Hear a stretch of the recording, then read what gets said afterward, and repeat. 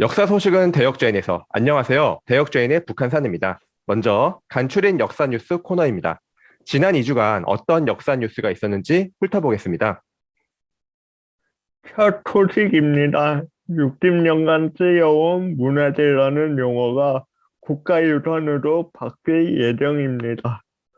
문화재위원회와 무형문화재위원회는 4월 11일 합동분과위원장단 회의를 열고 문화재보호법 개정 아래 60년 만에 문화재 명칭 및 분류체제 전면 개선안을 확정하여 문화재청에 전달했습니다. 1962년 제정된 문화재보호법은 문화재를 유형문화재, 무형문화재, 기념물, 민속문화재로 정하고 이를 60년간 고수해 왔습니다.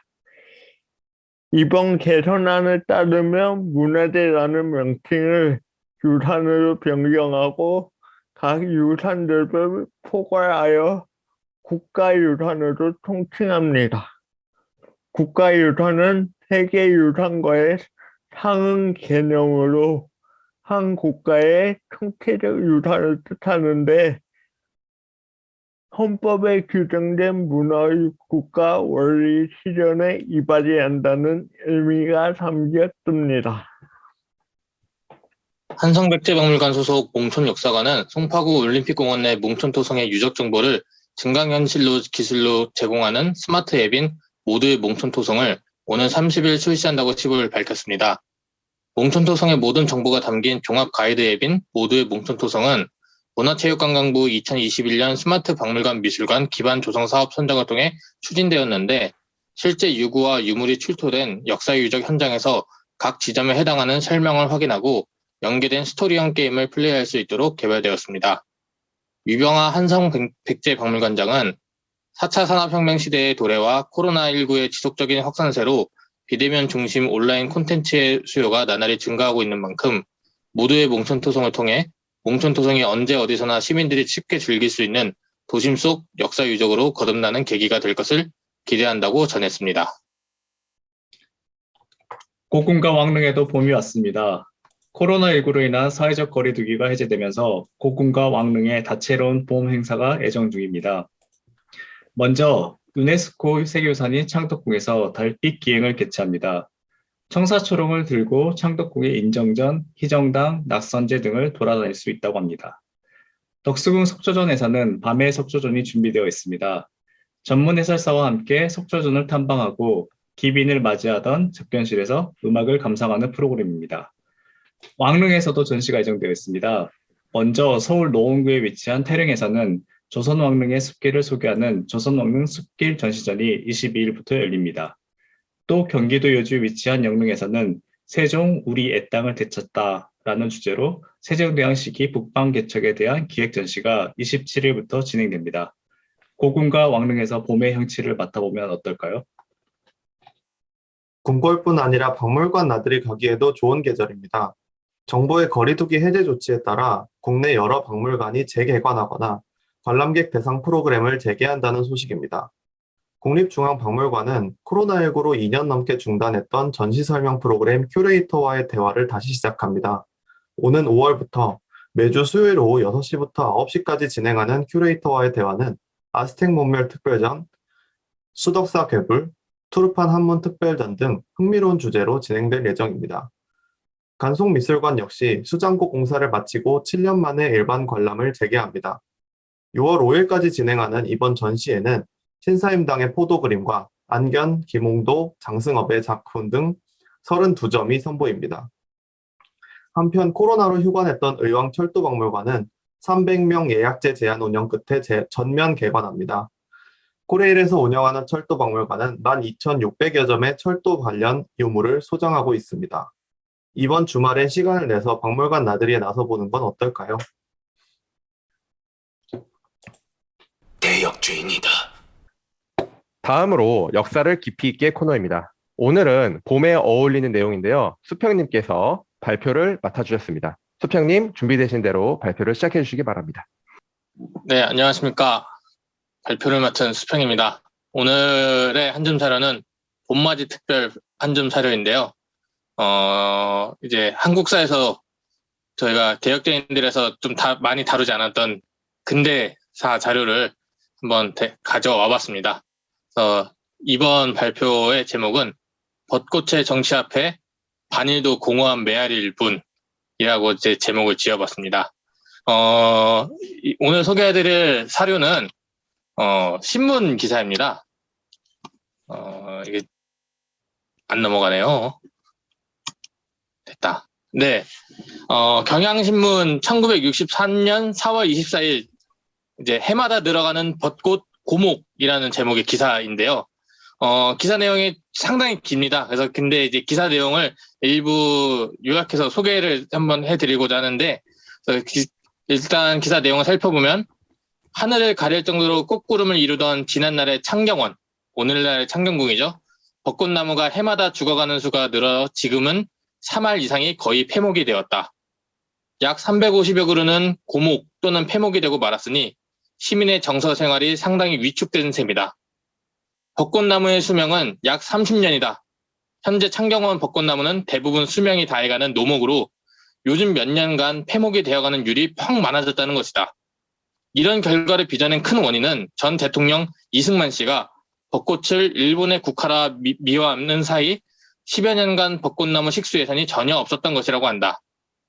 당국에서는 제1교포들로부터 400여 그루의 벚꽃나무를 기증받았다. 하지만 벚꽃나무는 성목이 되자면 3, 4년이 걸리기 때문에 앞으로 몇 년간 벚꽃의 성황은커녕 시민의 정서 생활에 더욱 타격이 올 것이 우려된다. 라는 내용의 기사입니다.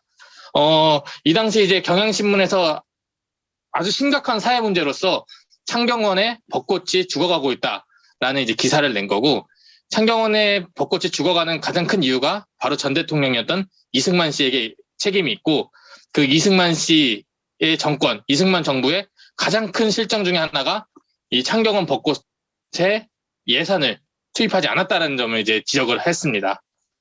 자, 그러면 오늘날 우리가 유네스코 세계문화유산에 들어가 있는 창경궁이 어떻게 해서 벚꽃놀이 명소가 되었냐라고 하면은 그 역사는 1910년까지 이제 거슬러 올라갑니다. 1910년을 전후해서 서울의 벚꽃놀이 명소는 이제 오늘날 이제 강북구에 있는 이제 우이동 일대라고 합니다. 근데 이제 1910년 이후에 이주 일본인들이 점차 증가하면서 우이동은 벚꽃놀이를 즐기려는 수요를 감당하지 못합니다.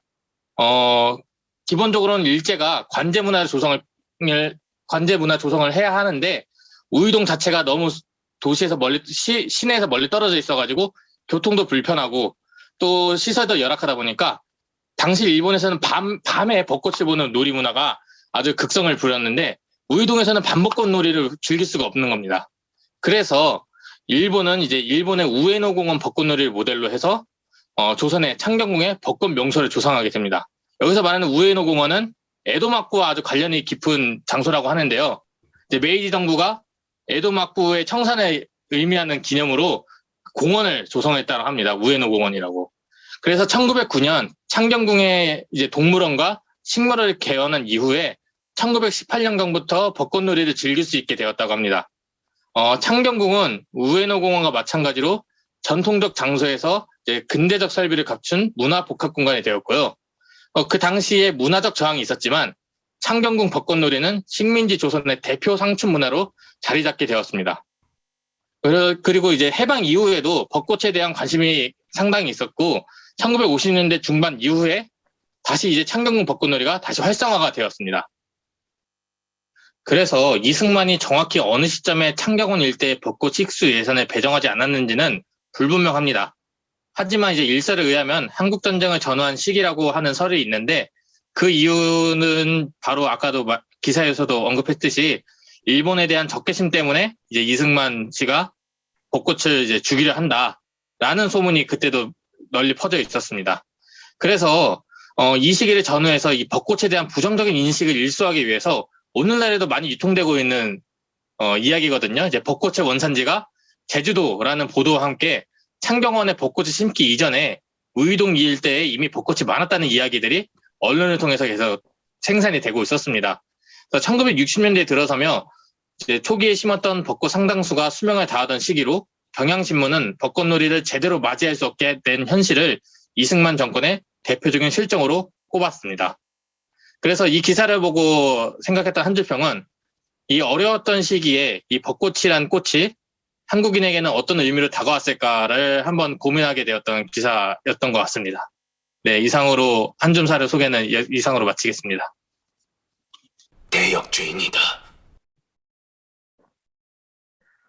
네, 발표 아주 잘 들었습니다. 오랜만에 근대사 쪽 기사이기도 하고 또 우리 생활과 아주 밀접하게 관련이 있는 벚꽃 얘기이기도 해가지고 아주 흥미롭게 들었습니다. 네, 그러면은 이 기사, 이 사료에 대해서 어떤 의견들이나 뭐 궁금증들이 있는지 좀 자유롭게 얘기를 나눠보도록 하겠습니다. 네, 먼저 우선 저기 마지막 페이지로 넘어가 주실 수 있을까요? 네, 먼저 요거를 이제 발표자께서 직접 답변해 주시면 좋을 것 같은데 한 줄 평. 어려웠던 시기 벚꽃이 한국인에게는 어떤 의미로 다가왔을까를 고민하게 되었던 기사. 그래서 고민의 결과가 뭡니까? 어떤 근데 이제 어떻게 보면 그 당시가 지금보다 오히려 더 일본에 대한 감정도 더 안 좋았을 거고, 직접 직후니까요. 해방 직후고, 또 반일 감정이 또 엄청 높았고, 또 이승만 정권이 또 그걸 또 잘 활용한 정권이었는데, 그럼에도 불구하고, 그 반일의 분위기에도 불구하고, 이 벚꽃에 한해서는, 참 사람들이 관대한 모습이 있다. 그래서 어떤 생각이 들었느냐, 그 흩날리는 벚꽃 속에서, 자기의 고단한 삶, 그리고 솔직히 볼 게 뭐가 있겠습니까, 그 당시에. 즐길 거리가 없었는데, 그 한껏 분위기를 취할 수 있는, 어떻게 보면 현실의 고통을, 잊을 수 있는 그 유일한 정신적 안식처였다, 벚꽃이라는 게. 그래서 오늘날 우리는 좀 더 볼 게 더 많아지니까, 뭐 이거 반일이 어떻고, 이제 일본 문화가 어떻고 이런 얘기를 좀 더 활발하게 하는 시기였지만, 이 당시는 또 그 직전 세대임에도 불구하고 관대한 또 한없이 관대한 모습을 보이지 않았나라는 좀 어떻게 보면 정답이 없는 뭐 이승만의 뜻도 알겠지만 그걸 비판하는 경향신문의 논리도 충분히 타당성이 있다라는 생각이 들더라고요. 예. 왠지 일제 시대 때도 조선인들이 즐겼을 것 같기도 하고. 이 벚꽃놀이는 잘 모르겠는데 그 경복궁을 개방을 해버려가지고 거기서 이제 조선 공진인가 뭐 하여튼 조선판 엑스포 같은 것도 하고 창경궁 이렇게 개방해가지고 창경원 만들고 이게 다 일제시대 때 있었던 일들인데 당연히 지금 입장으로 보면은 뭐 항상 나오잖아요. 그래서 한 나라의 궁궐을 마음대로 개방해서 무슨 잔치회장으로 만들었다 이런 비판들이 있는데 그 당시 사람들은 사실은 전국에서 구름처럼 몰려와서 그거를 재밌게 봤다. 뭐 이런 또 기록들도 나오긴 하거든요. 그래서 아까 저기 수평님께서 말씀하신 대로 참 뭐랄까 제대로 막 하는 거 우리가 막 그쪽 사료로 공부한 게 아니면은 함부로 말하기는 어려울 것 같아요. 뭔가 추측에 의거해가지고 그때 그게 어떤 의미를 지녔는지는. 그러니까 이제 사람들 입장에서 이거죠. 뭐 저기 서울의 명동쯤에 살고 있는 사람이 경복궁이 왕이 살던 곳인데 자기가 어렸을 때만 해도 자기가 청년이 돼서 보니까 여기서 엑스포를 한다고? 근정전 앞에서? 그래서 막 가가지고 거기서 뭐 신기한 거 보고 막 전깃불 보고 이러니까 참 뭔가 애매하죠. 그런 거 보면은. 네. 그래서 저는 한편으로 생각드는 게 여기서 이 마지막 페이지에서도 나왔듯이 세 번째 줄이죠. 이제 이 시기를 전후해서 벚꽃에 대한 부정적인 인식을 일소하기 위해서 뭐 여러 가지 이야기들이 나온다. 요즘도 통용되고 있는 이야기들이 나온다 했는데 이 현상이 이게 뭐 정확한 비율일지는 모르겠지만 우리가 이제 한창 이제 2년 전, 3년 전이죠. 벌써 3년이 됐네. 3년 전에 불매 운동이 좀 활발하게 좀 일어나지 않았습니까? 노제팬이라고 해가지고 네. 불매 운동이 활발하게 일어나는 와중에 또 N사의 우리 한글로 하면 디귿자로 시작하는 그 게임 열풍은 또 활발하게 또 일어났단 말이죠. 그래서 이제 N사 게임기를 사기 위해서 줄 길게 서 있는 사람들. 근데 그 중에는 노제편에 또 열심히 하자고 하는 사람도 있고. 그 사람들이 하는 워딩이 뭐였냐면은 대체자가 없기 때문에 이걸 하는 것이다. 라는 식의 이제 인터뷰나 이제 의견을 냈는데 이것도 마찬가지인 것 같아요. 이때 당시에 벚꽃이 우리나라에도 있었다. 우리가 이미 벚꽃을 많이 심어놨다. 뭐 이런 식으로 얘기를 하면서 그 바닐과는 벚꽃과 바닐은 뭐 상관이 없다. 이런 식으로 이야기를 계속 만들어 나가는 것 자체도 어떻게 보면은 지금 한 3년 전 그 현상과 좀 유사한 면이 있지 않나라는 생각도 들더라고요. 요즘도 뭐 포빵 먹으려고 포땡몬빵 사 먹으려고 아주 그냥 포켓몬 빵이라고 해. 포땡몬 빵이라고 해. 올해 뭐 수익 창출도 안 되는 그래, 정도. 맞아. 근데 저는 이 논의 핵심에서 궁금한 게 있는데, 일단 이 궁궐에 일본을 대표하는 국화인 벚꽃을 심었다. 그러니까 이거는 약간 반일 감정에 의해서 적절하지 않다. 그게 지금 현재까지 이어진 어떤 논리인데, 왜 우리가 생각할 때 봄에 꽃놀이 간다 하면 머릿속에 상상할 때 가장 대표적인 게 벚꽃이잖아요. 이 벚꽃이라는 거에 왜 봄꽃 가운데서도 선택됐을까? 라는 그게 궁금해요. 왜냐면 오, 일본인들이 정말 이걸 의도적으로 자기들의 어떤 그런 정체성을 한국에 심기 위해서 벚꽃을 의도적으로 이게 퍼뜨린 거냐? 아니면 사람들이 이 벚꽃의 어떤 그 본원적인 어떤 매력에 빠져서 이걸 자체를 좋아하느냐? 약간 이게 궁금하더라고요. 왜냐면 봄에 대표하는 꽃도 되게 많잖아요. 뭐 개나리도 있고 철쭉도 있고 굉장히 많은 꽃들이 있는데 그중 우리가 지금 생각하는 꽃놀이 가자 이러면 그 벚꽃이 흩날리는 그런 느낌을 항상 생각을 하거든요, 많이들. 그래서 좀 그런 거를 다른 각도에서도 좀 볼 필요가 있지 않나라는 생각이 들어요. 이게 단순히 일본만의 문제인지 벚꽃에 어떤 그 매력이 있는 건지. 그래서 아까 제가 잠깐 저희 이제 여기 두 번째 페이지에 나왔던 이 논문을 봤을 때 이 논문에서 저도 논문을 완벽하게 독파는 못해가지고 이제 간략하게 요약만 해서 그거 봤는데 일본에서는 관제 문화를 조성할 필요성을 어느 정도 느꼈다라고 하더라고요. 그러니까 이제 일본인과 조선인 모두가 다 어울릴 수 있는 공간도 이제 필요하고, 근데 가장 무엇보다도 그런 것을 극적으로 드러낼 수 있는 게 꽃놀이라고 이제 생각을 했다. 왜냐하면 이미 일본이 이제 식민지 하하기 이전부터 이미 이제 조선에 이주했던 일본인이나 이제 조선인들이 이미 이제 꽃놀이에 대한 관심이 좀 많이 증가해 있었고, 마침 서울 인근의 우이동에서 벚꽃놀이를 많이 즐겼다라고 해서 이제 자연스럽게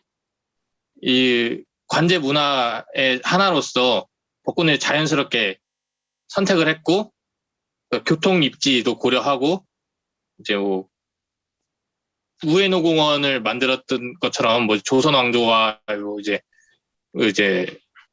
지금 현재 일제 식민지의 이런 연결성, 단절성을 좀 강조하는 그런 상징적인 장소고 또 궁궐이기도 하고 아주 복합적인 요소들이 다 결합이 됐더라고요. 뭔가 딱 하나로서 정치적인 의도가 있는 게 아니라 마침 또 일본인들이 또 당시에 이미 벚꽃을 좋아하고 일본 이주한 사람들의 마음도 풀어주고 자연도 즐기고 그런 방법이 뭐가 있을까라는 생각도 들어있고 아까도 말했다시피 좀 아주 복잡다단한 아주 이해관계도 얽혀있고 왜 그렇다고 뭐 얘기를 하더라고요.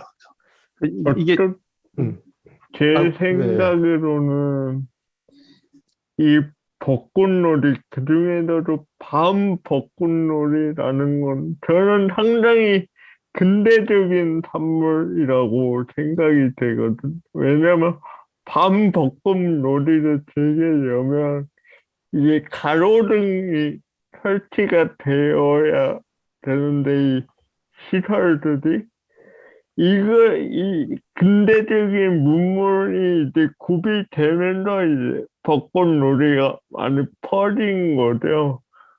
그런 걸 봤을 때 당시 한반도에 있던 그 사람들도 뭔가 신기했을 것 같아요. 신기하고, 밤 벚꽃을 보면서, 아, 나도 신문물을 즐기고 있구나. 약간 이런 생각도 들면서, 그게 많이 퍼져가지 않았을까 생각이 드네요.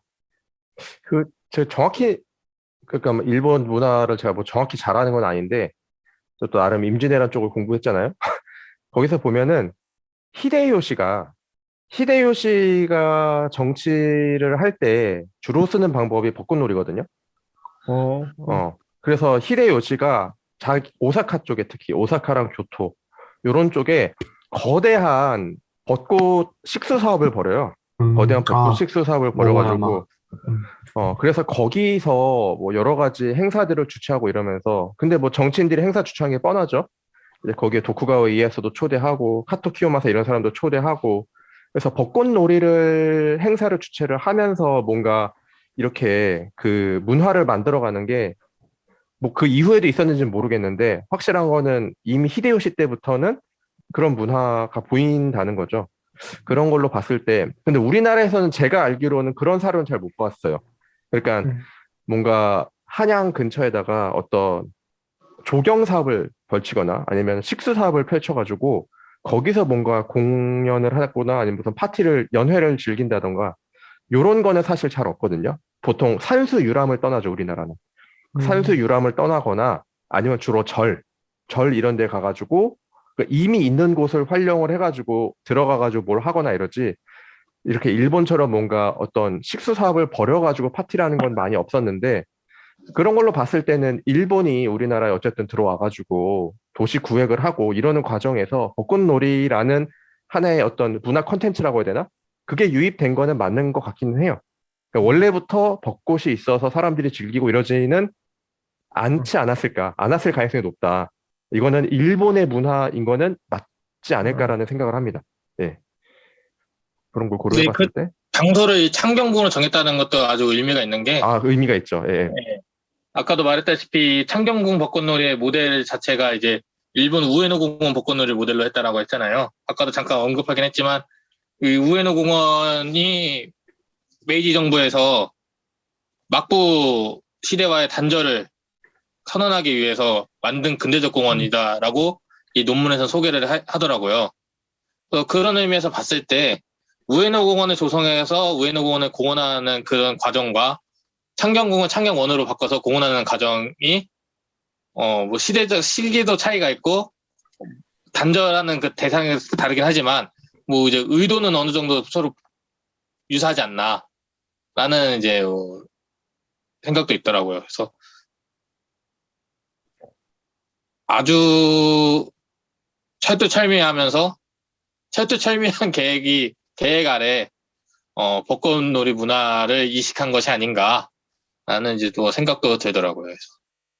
근데 이건 사소한 건지 모르겠네. 식물원과 동물원은 9년에 개원을 했는데 벚꽃놀이를 즐길 수 있게 된 게 18년부터라는 거는 이 기간차는 왜 생긴 건지 혹시 논문에 나와 있나요? 그러게. 갑자기 그게 궁금하네. 그 묘목에서 이제 성목꽃을 제대로 네, 피우는 그 한 시기를 10년 좀 기다리는 정도 거라고 그런 것 제가 같아요. 봤던 것 같아요. 그러면 그 사이에는 벚꽃놀이를 뭔가 이렇게 공식적으로 는 아니, 한다 이런 건 네, 아니고 네. 18년부터는 벚꽃놀이 시즌이라고 이렇게 뭐 정해가지고 뭐 했다 이런 얘기겠네요. 네, 그 동아일보 기사 봐도 뭔가 음, 이게 한 이때쯤 되면은 관련 기사들이 계속 나오더라고요. 이제 벚꽃 시즌이 지금은 벚꽃 시즌 왔다. 창경원에서 이제 벚꽃 볼 준비하자 이런 식으로 이제 보도들 나오고 하더라고요. 이 이후부터. 어, 좀 궁금했던 게 이제 우리 부모님 세대들까지만 하더라도 이제 대표적인 소풍. 창경궁에서 벚꽃놀이를 소풍 가고 예, 나들이 가고 했었고 요즘 우리 세대는 이제 벚꽃 하면은 물론 뭐 동네에도 많지만 아무래도 여의도에서 많이 벚꽃 구경을 하는데 이게 창경궁에서 이 여의도로 언제 이 벚꽃의 핫플레이스가 옮겨갔는지 좀 궁금하긴 하네요. 네. 뭐 어디서 어디로 옮겼다고요? 마지막에 못 들었어요. 그래서 창경궁에서 여의도로 대표 여의도로 아, 그거는 제가 알기로는 1970년대예요. 1970년대인데 왜 그러냐면 지금 이제 여의도 운중로가 굉장히 유명하잖아요. 근데 이제 여의도가 그 전에는 쉽게 말하면 그냥 홍수나면 잠기는 곳이었어요. 아주 뭐 그래가지고 거기 모여 사는 사람들도 좀 독특한 사람들이 모여 산다. 그래서 막 근친혼에 사는 사람들끼리 모여 산다. 막 이런 흉흉한 소문이 돌 정도로 굉장히 좀 아주 독특한 공간으로 인식되고 있었는데 거기가 언제 한번 탈바꿈 하냐면은 1900년대 초 그리고 1900년대 10년대 이때쯤 거기다 이제 여의도 비행장을 만들어요. 비행장을 만들면서 이제 거기가 이제 여의도는 비행장이다. 이런 인식이 형성이 됐었죠. 근데 이제 뭐 맨날 홍수 나니까 그걸 쓸 수 있겠어요? 못 쓰는 거죠.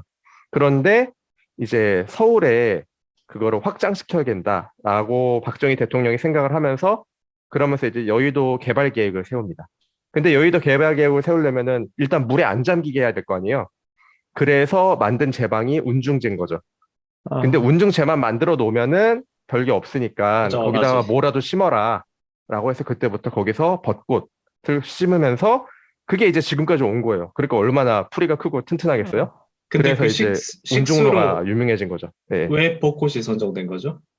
예, 70년대 글쎄 그것까진 모르겠네. 관련 논문을 지금 찾았는데 여기 지금 김동명 선생님이 같은 저자께서 이제 우이동에서 창경원으로 오는 거에 이어서 시리즈로 아마 창경원에서 여의도로 오는 것도 논문을 쓰셨더라고요. 그래서 보니까 첫 번째는 그 창경원의 벚꽃 인파가 이제 인구가 증가하는 거에 따라서 수용이 안 되니까 이걸 또 옮겨야 된다라는 논의도 있었던 거고, 그래서 이제 여의도가 선택이 된 거고, 두 번째로는 이 여의도 벚꽃길의 모델이 워싱턴 DC에 있는 그 포토맥 강변에 있는 오. 벚꽃길이 모델이었다라고 하더라고요. 아. 그래서 그 벚꽃 축제를 모델로 삼아서 우리도 이 정부 입법부의 앞쪽에 이렇게 꽃길을 만들면 참 좋겠다. 이런 내용이 나왔던 것 같아요. 그래서 그게 이제 80년대에 어느 정도 완성이 되고, 근데 이때 당시에도 그 문제가 또 생겼다고 하더라고요. 어떻게 아. 국회의사당, 우리 네, 한국 일본. 독립국가의 국회의사당 주변에 일제 잔재를 심을 수가 있느냐. 이 얘기가 또 나와가지고, 왕벚나무는 제주도산 얘기가 또 그게 또 논문이 지금도 나와 있네요. 똑같네요. 이거는 이거 아마 영원히 지속될 어. 것 같지 않아요? 왠지 영원히. 100년 동안 이어진 이야기네. 아무도 알 수 없는 미스터리한 어. 문제네.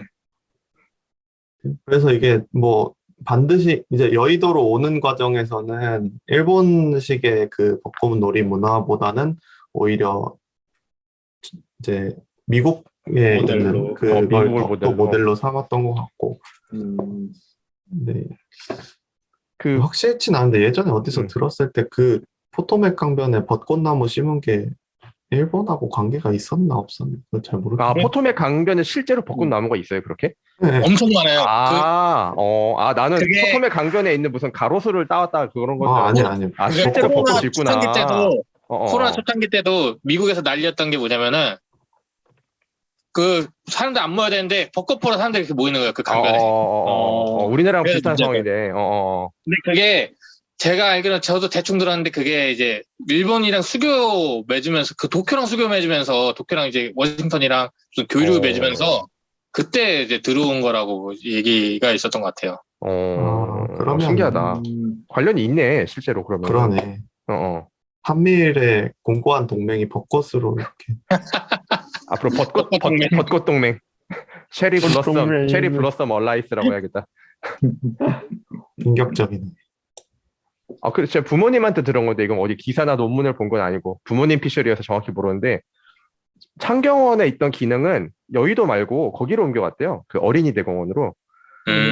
그래서 어린이 대공원에도 지금 가면 벚꽃이랑 동물원이 있는데 창경원에 있던 기능이 주로 어린이 대공원으로 많이 갔다라고 라고 하더라고요. 그래서 부모님 세대는 어렸을 때 창경원 가서 동물도 보고 벚꽃도 보고 팝콘도 먹고 골뱅이도 먹고 이런 건데 저희는 어렸을 때 이제 어린이 대공원 주로 많이 갔었잖아요.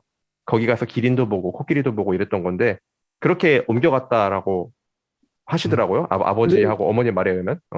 그리고 그게 또 확장이 돼서 이제 과천 그쵸. 그게 이제 과천으로 간 거고. 서울대공원. 응, 응. 그게 에버랜드로 또 가고. 에버랜드로 또 가고. 자연농원, 그- 자연농원. 포토맥 강변에 있는 벚꽃나무 유래를 좀 찾아봤는데 그 우리나라 울산의학에서 가스라 테프트 그 조약이 되게 유명하잖아요. 그쵸, 그쵸. 가스라테프트. 테프트 거기서 이제 미국하고 일본이 그 비밀 협약을 해서 우리나라를 이제 약간 팔아넘기는 식으로 됐잖아요. 미국한테는 필리핀 인정해주고 일본한테는 대한제국을 인정해 준다는 식으로 밀약을 맺었잖아요. 그 데프트 부인에게 일본이 3,000그루를 줘가지고 그거를 심으면서 그렇게 퍼지게 됐다고 하네요. 진짜요? 네. 그렇게 기사가 나와 있는데 그렇게 아. 따지면 결국 미국에 있는 그 포토맥 그 강변에 있는 벚꽃나무도 일제 어떤 그런 문제하고 같이 연관이 돼 있는 거죠. 그 테프트가 대통령 했잖아요. 나중에. 맞아. 나중에 네. 했지. 그렇게 된다고 합니다. 생각보다 크네요. 벚꽃 유니버스가. 그러네요. 그러게. 이거 나중에 강의할 때 써먹어야겠다. 좋다, 이거. 오.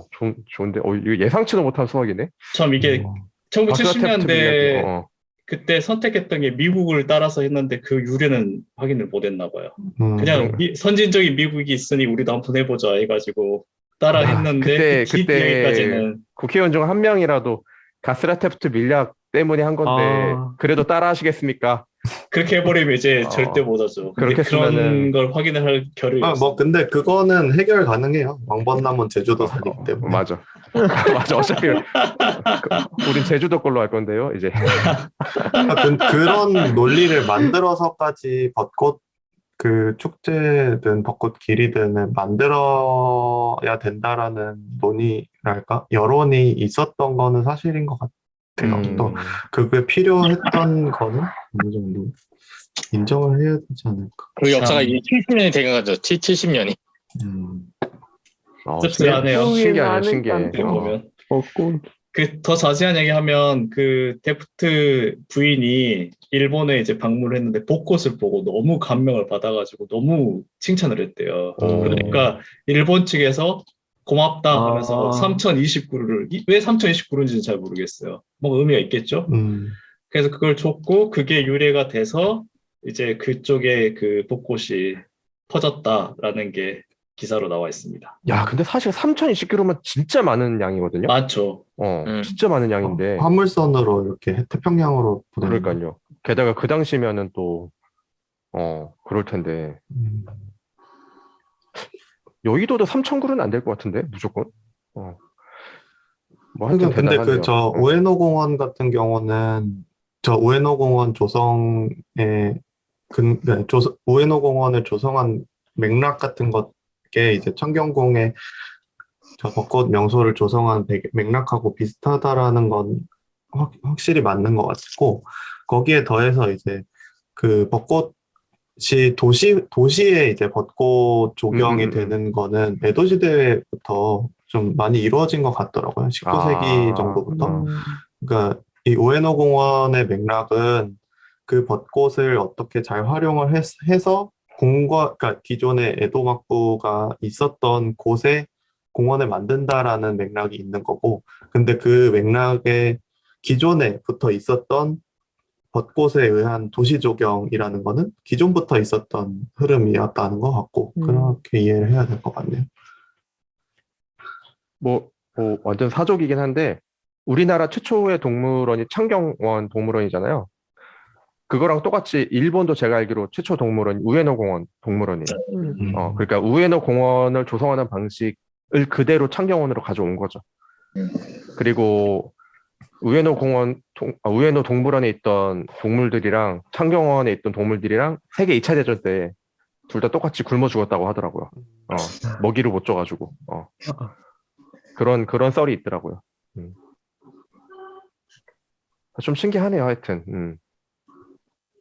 사실 그 아까 박상수님 저거 히데요시의 벚꽃 정치 얘기를 하셨는데 사실 벚꽃 놀이에 대한 정치는 지금도 이어지고 있는 상태니까. 아, 여의도가 전체가 벚꽃이어서? 아니요, 그게 아니고 일본도 그렇죠. 일본에서 일본에서 아, 그, 맞아. 벚꽃을 보는 모임이라고, 그게 수상을 중심으로 한 보수 맞아. 그 아베가 그래서 극우 세력의 그거잖아요. 맞아. 그래서 스캔들도 벚꽃- 터지고 얼마 전에. 벚꽃을 보는 모임이 또 벚꽃을 보고 그 어디지? 신사 그거 뭐지? 저기 야스쿠니. 야스쿠니. 그치. 벚꽃을 보는 모임이 또 야스쿠니 신사에 갔다 이러면 이제 또 우리나라 맞아. 언론에 또 나오고 그런 일들이 있는데, 지금 보면은 일본 이거 어디냐? 아사히 신문 홈페이지에 들어가 보니까 벚꽃을 보는 모임 꼭지가 따로 있어요. 아, 그 파트가 따로 있어서 그것만 기사로 다룬다는 말이 그죠? 야, 참. 그 움직임 자체를 촉각을 곤두서는 거네요. 이게 정치권에서. 거기서 진짜 저는 중요한 거의 그건가 보다. 제일 핵심의 정치 세력이니까 와, 참. 그런 것 같네요. 신기하네. 일본한테는 벚꽃 놀이라는 게 우리나라랑은 또 완전 다른 차원의 칭의로 받아들여지긴 하겠네요. 그런 의미에서 보면은. 이거는 이제 거의 끝나가는 느낌이라서 정말 뜬구름 잡는 얘기일 수도 있는데, 저는 아까 63년도에 그 기사가 나온 거잖아요. 이승만 정권에 대한 비판이.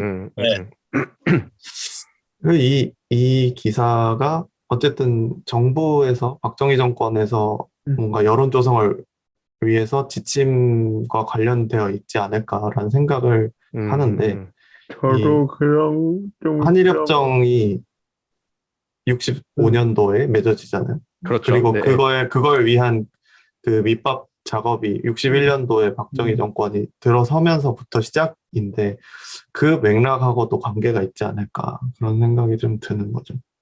반일 검정을 조금 누그러뜨리고 있는 그 기반 작업이다. 박정희 정부의 약간 또 그런 맥락에서도 해석할 수 있겠네요. 진짜. 이승만 정권이 약간 무지성으로 반일을 하다가 이렇게 우리한테 안 좋은 일이 생겼다라는 그런 뉘앙스를 계속 준 게 아닐까. 뭐 그때 당시에 다른 기사들도 같이 봐야겠지만 그런 생각도 조금 드는. 그랬을 수도 있지 않을까. 맥락상 충분히 가능성이 그러네요. 있네요. 예, 가능성이 있네, 그것도. 그래서 정부에서는 그 국민들한테 해가 되는 거를 숨기기 위해서 놀이를 제공하잖아요. 그렇죠. 예. 약간 그런 느낌도 있을 수 있겠네요. 신기하네. 저 제1교포들로부터 벚꽃나무를 기증받아서 우리가 다시 하려고 하는데, 뭐 이런 얘기가 있는 것들도 보면 사실 그치, 제1교포랑 일본 정부는 또 다른 거지만 이 언론에서 사용할 때는 뭐 뭉뚱그려서 사용할 수 있는 거니까 그런 맥락도 있지 않을까, 그런 생각이 들었네.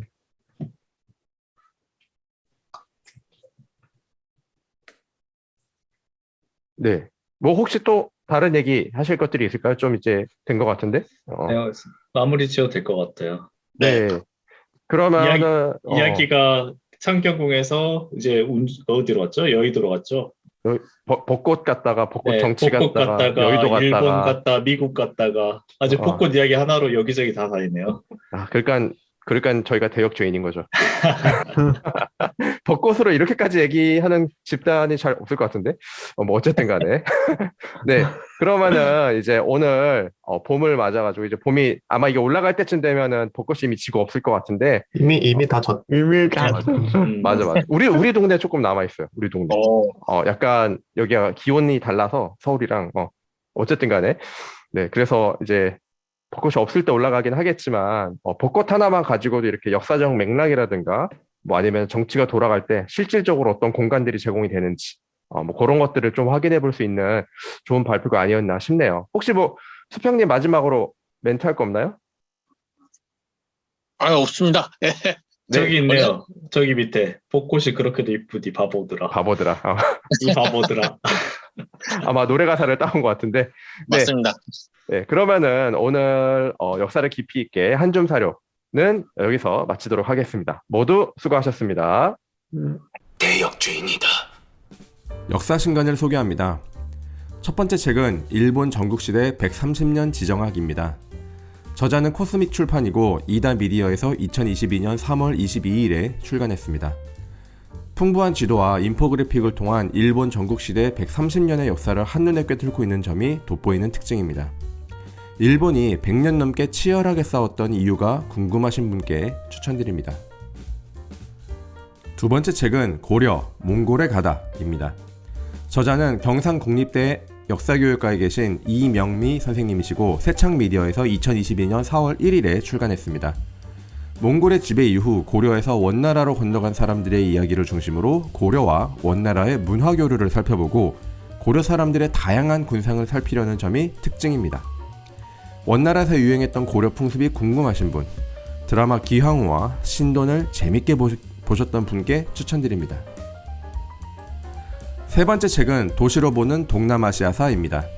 저자는 강희정회 서강대학교 동아연구소의 여러 선생님이시고 사후에서 2022년 4월 5일에 출간했습니다.